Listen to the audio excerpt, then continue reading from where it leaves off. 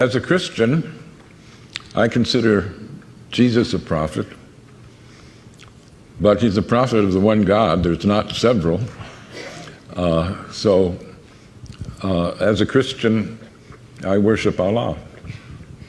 In the Quran, they ask Allah, through Muhammad, how they should pray. And here's one of many creeds in the Quran. We believe in God and in what was sent down to us and what was sent down to Abraham, Ishmael, Isaac, Jacob, and the 12 tribes, and what was given to Moses, Jesus, and all the prophets by the Lord. We make no distinction between any of them, and we devote ourselves to him in all of them. That's a very inclusive creed. The narrow definers of Judaism sometimes say that the chosen people are the circumcised, and narrow believers in Christianity sometimes say that the chosen people are the baptized. But the Quran says God's chosen people are all the monotheists from the beginning of the creation.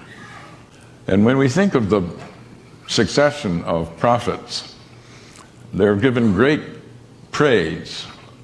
Muhammad praises Moses.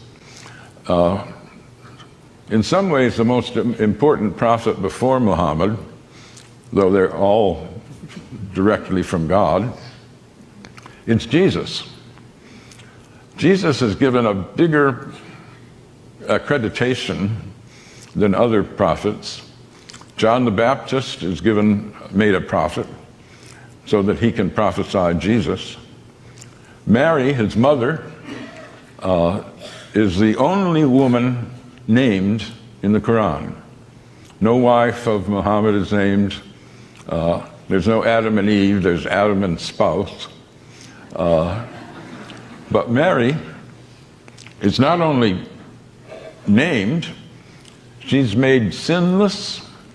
She conceives Jesus in virgin birth. She is tremendously honored. So one asks, if this is such an inclusive founding document of the religion, what is it that people object to?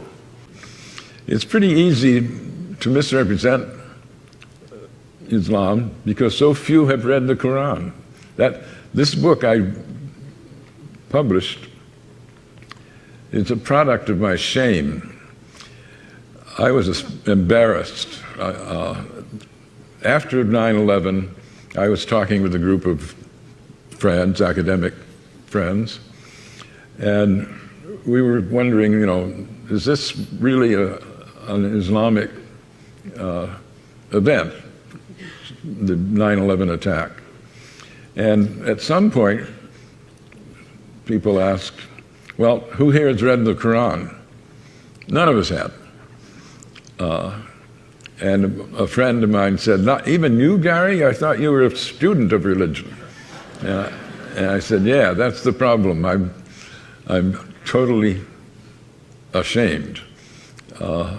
And so I went and have been trying to repair that stupidity ever since. But I've tried in a lot of venues to ask how many people have read the Quran. Dare I do it now? How many have read the Quran?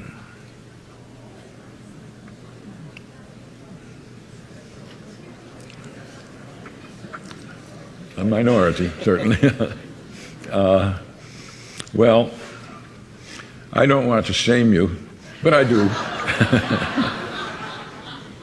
I think we should all be ashamed. We're throwing our weight around in a world where almost a quarter of the population are Muslims. And not to know, how can you say the Islamic State is a false construct if you don't know what true Islam is. One can only hope that more people will use freedom to do things like read the Quran rather than hate the Muslims.